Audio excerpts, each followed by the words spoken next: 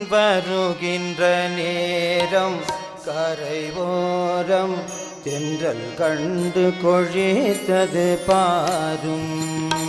கண்ணன் வருகின்ற நேரம் கரையோரம் தென்றல் கண்டு கொழித்தது பாரும். கண்ணன் வருகின்ற நேரம் கரைவோரம் தென்றல் கண்டு கொழித்தது பாரும். கண்ணன் வருகின்ற நேரம் கரையோரம் தென்றல் கண்டு கொழித்தது பாரும்.